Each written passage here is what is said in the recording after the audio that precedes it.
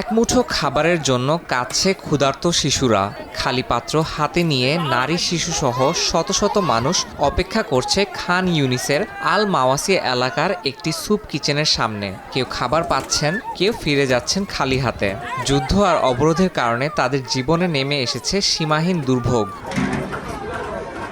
প্রায় 7 বছর ধরে দাতব্যে কাজ করে আসা এই স্যুপ কিচেন 7 মাস আগে রাফা থেকে খান ইউনিসে স্থানান্তরিত হয়েছে। ইসরায়েলি হামলার কারণে তারা গাজার দক্ষিণাঞ্চলে কাজ চালিয়ে যাচ্ছে।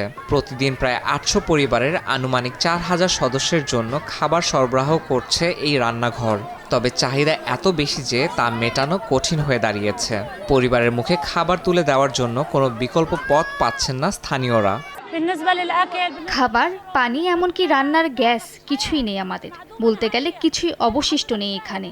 মানুষ সকাল 8টা থেকে লাইনে দাঁড়িয়ে আছে শুধু দুপুরের জন্য একটু খাবার পাওয়ার আশায়। পরিবারগুলো তাদের বাচ্চাদের জন্য খাবার জোগাড় করতে পারছে না। কারো কারো পরিবারে 7, 8 এমনকি 10 জন সদস্য। সম্প্রতি ইসরায়েলি বিমান হামলায় দাতব্য সংস্থার 2 জন সাহায্যকর্মী নিহত হন। তাদের একজনের বিরুদ্ধে সন্ত্রাসী কার্যকলাপের অভিযোগ তোলে তেল আবিব। তবে নিহতের পরিবার এই অভিযোগকে ভিত্তিহীন বলে দাবি করেছে।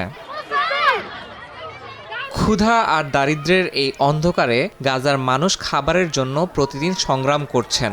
জীবন বাঁচানোর এই লড়াইয়ে দাতব্য সংস্থাগুলো তাদের একমাত্র ভরসা।